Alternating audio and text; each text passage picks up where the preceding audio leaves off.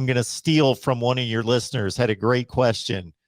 Texas has been down since they went to the national championship game in 2009, had one splash season under Tom Herman, went to the Sugar Bowl, won that game against Georgia. USC, pretty much the same thing since Pete Carroll.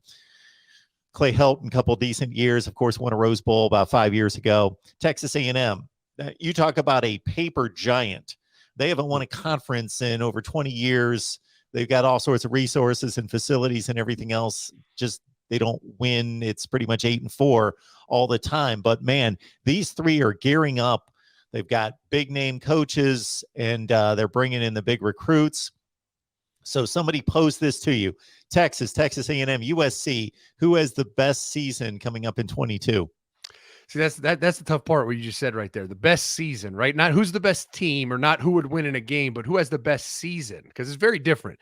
Texas A&M has an elephant in the room, literally, that they have to go through every year to even make it to Atlanta, which in Alabama and Nick Saban. So I think Texas A&M is making what the young kids call money moves right now. I mean, their NIL deals are through the roof. They're hiring guys like Steve Adazio to coach their offensive line, who is a great offensive line coach, then a head coach, and now back in an offensive line coach's role.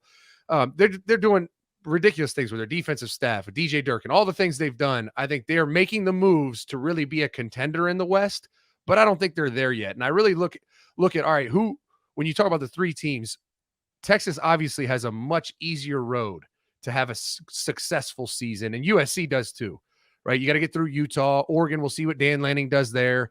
If Chip Kelly can get UCLA, kind of level them up. But Lincoln Riley has a track record of being successful, right? He got his quarterback to transfer over. So I really look at quarterback play. Texas A&M, complete unknown. Texas, if we're going to bank on Quinn Ewers, who still has never played a college snap that was worth anything. And I kind of question if he can become a great player. Right? We all know he has arm talent. I've seen a bunch of people with arm talent. It comes down to intangibles when it comes to a championship level quarterback.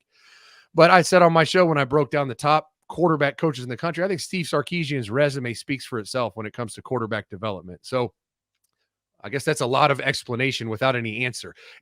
I think USC has the best season this season, followed by Texas and then Texas A&M, only because of the Alabama issue, right? And then, Texas. Now, Texas is one problem. They play Alabama too. So I think USC has the best path to a successful year because the Pac-12 has been so down, because Lincoln Riley's bringing this invigorated system, and there's a lot of excitement, and Caleb Williams, right? We know he can be a really good player. He's played. He's done some outstanding things. So I think that's the way I would order him in that, to answer that specific question. But to be fair, I think Texas A&M beats both teams if they played. So that's my 2 cents, I guess. Man, I would like to be able to argue with you, but I can't, because I really think the same thing. Texas A&M is loaded.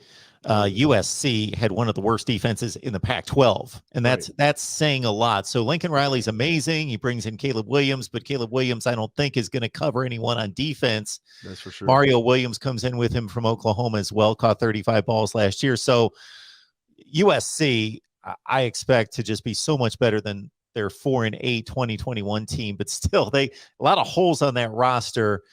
Texas, to your point, Texas, well, they had a bad season at 5-7, but they were playing like razor close games with good teams in the Big 12, like Baylor, Oklahoma State, barely losing those games. Oklahoma, they blew a 4-touchdown lead.